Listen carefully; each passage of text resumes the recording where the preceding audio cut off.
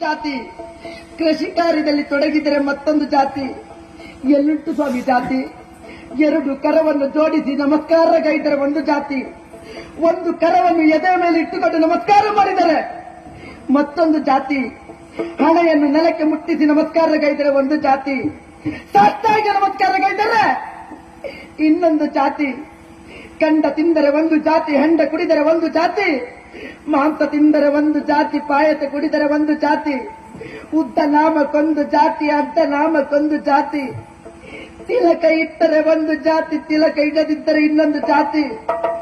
ನಾಳೆ ದಿವಸ ನಾವು ಸತ್ತ ಮೇಲೆ ನಮ್ಮ ಹೆಣವನ್ನು ಸುಟ್ಟರೆ ಒಂದು ಜಾತಿ, ಅದೇ ಹೆಣವನ್ನು ಭೂಮಿಯಲ್ಲಿ ಹೂತರೆ ಮತ್ತೊಂದು ಜಾತಿ.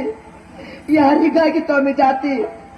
ಎನ್ನ ಬೆರಳನ್ನು ಕತ್ತರಿಸಿದರು, ನಿಮ್ಮ ಬೆರಳನ್ನು ಕತ್ತರಿಸಿದರು. ಈರ್ವರ ದೇಹದಿಂದ ಬರುವಂತ ರಕ್ತದ ಬಣ್ಣ ಒಂದೇ ಆದ ಮೇಲೆ ನಮಗೂ ನಿಮಗೂ ಜಾತಿ ಭೇದ ಯಾಕಣ್ಣ? ನಮಗೂ ನಿಮಗೂ ಜಾತಿ ಭೇದ ಯಾಕೆ ಸ್ವಾಮಿ?